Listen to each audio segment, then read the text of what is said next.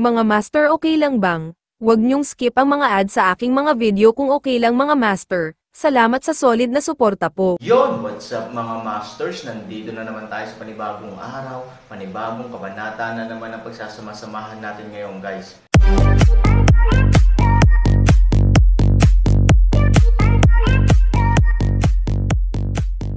Bali mga masters, kung bago ka pa lang po sa aking YouTube channel, please click the subscribe button, lalong-lalo na po yung notification bell guys, para maging connected pa rin tayo sa isa't isa at maging updated kayo sa mga susunod ko pang video. Bali mga masters, bago natin umpisahan ng kwento ay mag-shoutout po muna tayo para sa mga solid nating tagapakinig. Shoutout kay Janu at shoutout kay Reben. Yun na nga mga masters, no? Bali hindi na ito patagalin. In 3, 2, 1, let's go! Princess 7, please umalis ka na. Nakita rin ni Ian Shire ang ngiti at kawalang interes sa mukha ni Aaron, at bamulong ng inumin upang paalalahanan ang 7 prinsesa na umalis muna.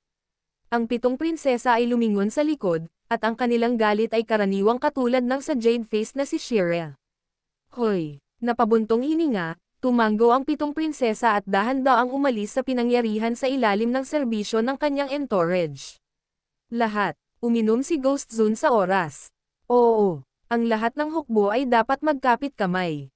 Sundan mo ako. Oo. Sa sandaling bumagsak ang boses, ang Ghost Zone at Jade Face na si Shire ang nanguna sa pagsingil, na sinundan ng isang hukbo ng 10,000 katao sa likod nila. Patayin. Ang momentum ay parang bahaghari. Nasira ni Jade Ruler ang libu-libong tropa. 10,000 multo ang umiiyak at umuungal. Sina Ian Shire at Guizan, na sumugod sa harapan, ay matagal nang may matinding sama ng loob. Sa oras na ito, sa sandaling kumilos si Fang, sila na ang pinakamalakas na pamatay na galaw sa kanilang mga kamay. Talagang hindi nila binigyan ng pag-asa ang Aaron. Sa pagkilos ng 2 taong ito, biglang nagbago ang kulay ng langit at lupa, at hindi nagliwanag ang araw at buwan. Sa ilalim ng Jade Ruler, nagkaroon ng kislap ng liwanag. Ito ay tulad ng nasa malawak na universo, at ang itim na gas ay sumugod sa kalangitan sa tabi ng estatwa ng multo, upang maiwasan ang Buddha na mapunta sa gitna ng libu-libong mga multo. Baliin mo ako. Sa sabay-sabay na pag-inom ng 2 tao, ang malawak na Shingyo kasama ang espirito ng 10,000 multo ay umuungal patungo sa Aaron. Halos sabay-sabay, sa lupa, lahat ng uri ng mga halimaw ay hindi nagpakita ng awa, nag-alok ng kanilang pinakamalakas na mga hakbang sa pagpatay, at biglang sinunog ang Aaron. Boom! 10,000 tao ang nagtipon-tipon, isang napakakapal na liwanag na haligi na may 10 kulay at puno ng matinding presyon, na halos sumasakop sa kalahati ng kalangitan, ay namuurin, at mabilis na sumabog patungo sa Aaron. Matapos tulungan ng lalaki ang 7 prinsesa sa gilid, siya hindi napigil ang tumawa sa langit. Napabuntong hininga ang ika-7 prinsesa at hindi alam ang sasabihin. Princess 7, mukhang magiging busy ka sa wala. Nakita ng lalaki ang panlulumaw ng 7 prinsesa at sinabi sa mapait na boses. Ang 7 prinsesa ay nag-aatubili na tumugon ng isang ngiti at hindi sumagot. Mahinahon lang niyang sinabi, tulungan mo akong bumalik sa sasakyan. Sagot ng lalaki, ngunit hindi maiwasang mapangiti ang gilid ng kanyang bibig. Malinaw na sa oras na ito, pinili ng 7 prinsesa na bumalik sa pagmamaneho, na ipinaliwanag na alam niya na walang tinatawag na 100 na galaw sa ilalim ng napakalakas na suntok. Dahil wala ng awa yan. Ngunit halos habang naglalakad sila patungo sa kotse, nagsimulang gumalaw ang Aaron doon. Nakita niya ang itim na singsing ng hangin sa kanyang kamay at bahagyang gumalaw.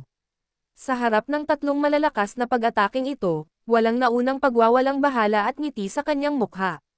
Sa kabaligtaran, ang buong mukha ay napakaseryoso. Hindi niya alam ang bangis ng 3 pag-atake na ito, at alam niya na ang anumang pag-atake ay halos isang malupit na hakbang upang patayin ang sarili. Gayunpaman, may pagpipilian ba ang Aaron? Hindi, kahit, kailangan niya. Ang kalaban ay marami ngunit ako ay kakaunti. Paano mangibabaw ang Aaron sa digmaan sa pagkonsumo? Sabi nga, 2 kamao ang mahirap talunin ang 4 na kamay, not to mention 10,000 kamay sa eksena. Bukod dito, ang Aaron ay hindi kayang lumaban sa digmaan ng pagkonsumo. Una, nag-aalala siya na ang selyo ng lupa ay mauulit anumang oras. Pangalawa, 10,000 tao, hindi pa banggitin ang 100 galaw ng isang tao, kahit 10 subo ng laway ng isang tao, ay sapat na para bumuo ng malaking baha upang malunod ng buhay ang Aaron. Ang paghatak ng oras ay maghadrag lamang ng Aaron hanggang mamatay. Sa makatuwid, para sa Aaron, ang tanging paraan upang makaligtas sa problemang ito ay ang gumawa ng mabilis na desisyon. Sa sinaunang panahon at modernong panahon, kakaunti ang nanalo ng marami. Kapag walang mga panganib na ipagtanggol, karamihan sa mga klasikong kaso ay blitzkrieg at pag-atake na inilunsad ng ilang tao, hindi war of attrition. Sa puntong ito, naibuod na ng mga ninuno ang karanasan at mga aral na may laman at dugo, at natural na igagalang ito ng Aaron.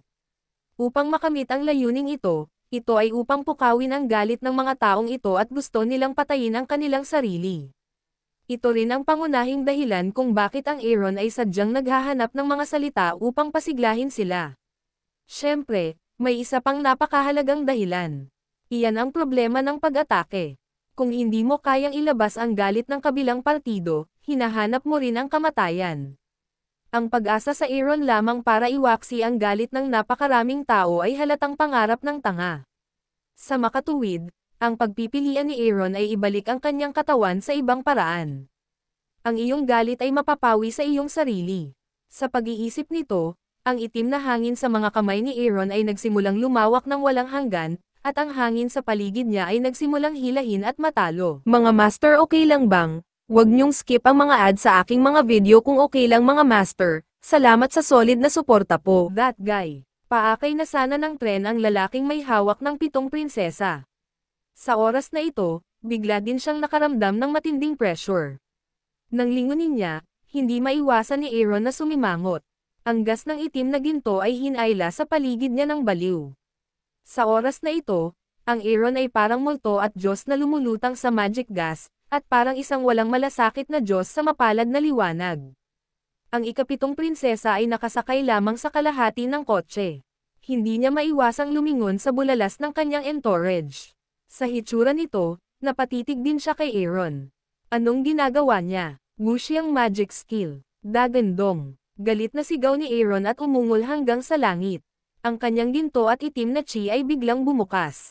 Ginawa niya. Binuksan niya ang halos lahat ng magagamit na enerhiya sa kanyang katawan at baliw na pinagpala ang kanyang sariling di pisikal na banal na kapangyarihan. Bagamat ginamit niya ang mahiwagang kapangyarihan ng invisibility para kumopya para labanan ang pag-atake ng ibang tao, hindi pa niya sinubukan ang ganoong kalaking sukat. Wala siyang kaibuturan sa kanyang puso, ngunit alam niya na matagumpay niyang kakopyahin o dadalhin ang 10,000 na pag-atake ng mag-isa dahil sa pagkabigo, at pagkatapos ay ganap na mawawasak ng walang anumang pagtatanggol. Sa sandaling ito, bigla niyang naintindihan kung bakit nakatulong ang magic skill ng nihilism na gumawa ng pangalan sa Central Plains, at naging malaking numero pa ang nihilism sa simula. Bilang resulta, ito ang ugat ng misteryosong pagkawala. Hindi naman siguro misteryoso, pero sadyang itinatago ng isang pinuno. Bagamat alam niyang ang pagtatago sa hakbang na ito ay magdudulot ng malaking dagok sa nihilismo, at lumubog pa sa isang maliit na sekta na walang pakialam sa hinaharap, pinili pa rin niyang gawin iyon. Ang pangunahing dahilan ay ang mahiwagang kasanayang ito ay napakadaling makapinsala sa mga tao. Ito ay ganap na puso ng sugarol. Kung tama ang pastahan mo, natural na gagawa ka ng blockbuster, ngunit kapag natalo ka, sa ganitong sitwasyong hindi nakahandang, kamatayan ang kalalabasan. Ang pagkatalo ay normal, ngunit ang pagkapanalo ay magpapaibig sa mga tao sa ganitong pakiramdam. Nakakasira pa ang pagsusugal. Malinaw, ang ganitong uri ng bagay sa pagsusugal ay magpapawala ng lahat ng pera sa mga tao. Kunin ang Aaron bilang halimbawa. Kahit na mayroon na siya ng lahat ng uri ng kakayahan ngayon, kapag nalulong na siya sa droga at nagsusugal buong araw sa pamamagitan ng walang pag-iimbot na mga kasanayan sa mahika, balang araw ay malaki ang posibilidad na ibalik niya ang isang malaking barko sa kanal at mahulog sa isang kalunos-lunos na sitwasyon ng abo, at pagkalipol. Natatakot ako na ito ang tunay na dahilan ng pagkawala ng Wuxiang magic skill. Sa pag-iisip nito, hindi masyadong malungkot ang Aaron. Sa totoo lang, maraming taon na akong nagsusugal. At least sa ngayon, sugal pa rin, at malaking taya. Pagpalain ng Diyos, sa sandaling nainom niya ang kanyang galit, Handa na ang lahat. Biglang hinampas ni Aaron ang kanyang mga kamay at direktang ibinalik sa kanyang mga kamay ang tatlong malalaking pag-atake. Buzz! Naramdaman ni Aaron ang isang biglaang pagkabigla sa lugar, at ang kanyang katawan ay parang biglang nakaumbok sa isang bagay. Direkta niyang gustong basagin ang kanyang katawan. Ang dugo sa katawan ay mabilis na dumadaloy, at ang puso ay gumagalaw ng marahas. Nilamon ng Wushiang magic skill ang lahat ng enerhiya ng Dharma, ngunit tila mahirap ihinto ang kapangyarihan nito pagkatapos ng lahat. Sa oras na ito, ang ilan sa enerhiya ay nagsimulang kainin ang buong katawan ni Aaron. Talaga bang natalo ka sa taya? Poof! Halos kasabay nito, ang daloy ng hindi makontrol na dugo ay direktang damaloy mula sa kanyang bibig at tahimik na sinasabi kay Aaron ang sagot, bang, sa braso. Biglang pumutok ang balat at damaloy ang dugo ng ligaw, bago pa maipakita ni Aaron ang anuman, may ilang malalakas na putok sa kanyang katawan. Sa pagbabalik tanaw, bigla niyang nalaman na ang lahat ng mga pagsabog na ito ay pumutok ng dugo, at ang dugo ay hindi isang ordinaryong lugar, ngunit ang mga acupoint ng Aaron, hindi man lang mahawakan ang mga acupoint, nagsisimula na bang sumabog. Tiniis ni Aaron ang matinding sakit sa kanyang katawan at nawalan ng pag-asa. Bang-bang! Nagkaroon muli ng ilang muffled sounds, bagamat sa pagkakataong ito ay hindi ito kasing lupit ng pagsabog ng acupoint, mas malamig at mas masinsinan ang puso ni Aaron, dahil alam niyang mas delikado ang mga pagsabog na ito kaysa sa mga nauna, kaya pinasabog nito ang mga internal organs sa kanyang katawan, mas maraming dugo ang umagos mula sa kanyang bibig, na siyang pinakamagandang sagot sa kanyang persepsyon ng tama. Napangiti ng mapait si Aaron, bahagyang ibinaba ang ulo at tumingin sa huling lugar na hindi sumabog, kanyang puso. Storytelling channel sa YouTube. Ito ang huling hadlang at huling pag-asa para mabuhay ang Aaron. Kung kahit na ito ay sumabog ng walang mabigat na pasanin, pagkatapos ay ang taya ay inihayag na tapos na ng maaga. Hindi nagsalita si Aaron at tahimik na naghintay. Ngunit halos sa oras na ito, ilang maiinit na ilaw ang biglang nagsimulang umalma sa buong katawan ni Aaron. Ang gininto ang katawan ay nagniningning, ang marka ng 4 na makalangit na hayop ay nagniningning din, at ang 5 elemento ng banal na bato ay dahan-daang humihimok. Maging ang dugo ng Magic Dragon ay ginagawa ang lahat ng makakaya upang maitawid ang mga sirang acupoint sa katawan at subukan ang lahat upang matiyak ang pagdaloy ng dugo ng katawan ni Aaron. Naantig si Han Sanchen. Alam niyang sa pinakadelikadong oras niya, ginagamit ng lahat ng nasa katawan niya ang huling enerhiya para mapanatili ang kanyang kaligtasan. Salamat. Bagamat alam niyang hindi nila naiintindihan, si Aaron ay taos-pusong nagsalita. Dahil marami kayong natutulungan sa akin, hindi ko na kayang pigilan. Parang nanghihinayang ako sa inyo. Ngumiti si Aaron. Pagkatapos, tiniis niya ang sakit ng kanyang katawan. Patuloy na hinimok ni Aaron ang chi sa kanyang katawan na baliw na pagpalain ang banal na kasanayan ng Wushiang sa kanyang kamay. Yung lalaki, at halos kasabay nito, may nakitang hindi kapanipaniwala ang attendant. Sa likod ng Aaron, mahinang umikot ang 4 na makalangit na hayop. Isang malaking gintong katawan ang bumungad sa kanya. Sa likuran niya, bahagyang umalangaw-ngaw ang mga ilaw ng iba't ibang Diyos at demonyo. Sa itaas ng ulo, kumalat ang mga itim na ulap, nakikita ng anti-Buddha ang lahat ng uri ng mga bituin sa mabituing kalangitan, at sa paanan, nabuo din ang gintong totem. Ang hangin sa paligid niya ay nagsimulang tumibok ng mahina at kumalat ng direkta sa ilalim ng lupa, kahit na bahagyang nanginag ang lupa sa ilalim ng kanyang mga paa. Anong ginagawa mo? Halika na. Nakita ni Ghost Zone na galit si Aaron, agad itong ininom, at pagkatapos ay nanguna, direktang hinihimok ang mahika sa kanyang kamay upang i-maximize. Si Ian Shire ay hindi nang ahas na humawak ng malaki. Bagaman hindi niya alam kung ano ang sitwasyon sa oras na ito, hindi mapag-aalinlanganan na kahit na ang spell ay dumating sa Aaron, hindi ito nagdulot sa kanya ng anumang malaking pinsala. Natural, ayaw niyang makitang okay ang Aaron, at agad na nadagdagan ang kanyang enerhiya. 10,000 koponan ng halimaw din ang sabay-sabay na uminom upang palawakin ang sama-samang enerhiya. Bigla, ang liwanag ng enerhiya ng Dharma ay sumikat pa sa buong Magic Cloud Ghost City tulad ng araw. Halos mabali na ang ngipin ni Aaron, pero nakakapit pa rin siya ng baliw. Ang bawat pulgada ng kanyang mga kalamnan ay gumuho, at ang mga meridian sa ilalim ng kanyang balat ay nakikita ng hubad na mata. Wushiang Magic Skill. Biglang gumalaw si Aaron na kanina pa lumalaban. Gamit ang kanyang mga kamay, tatlong malalaking haligi ng liwanag ang agad na nabali ng mga kamay ng lalaking ito na parang poste ng kawayan. Boom! Ang mga taong konektado sa mahika ay agad na bumagsak na parang nawala ang kanilang sentro ng grabidad. Ano? Halos magkasabay na biglang nagmulat ng mata ang lalaki at ang 7 prinsesa. Ang 7 prinsesa ay mas hindi matatag at direktang nahulog mula sa kotse, ngunit wala siyang pakialam sa kanila.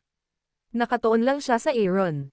Isn't that fucking impossible? He's alone, blocking the attacks of 10,000 people. Nagulat ang lalaki kaya nagbitaw pa siya ng mga bastos na salita sa pagkakataong ito.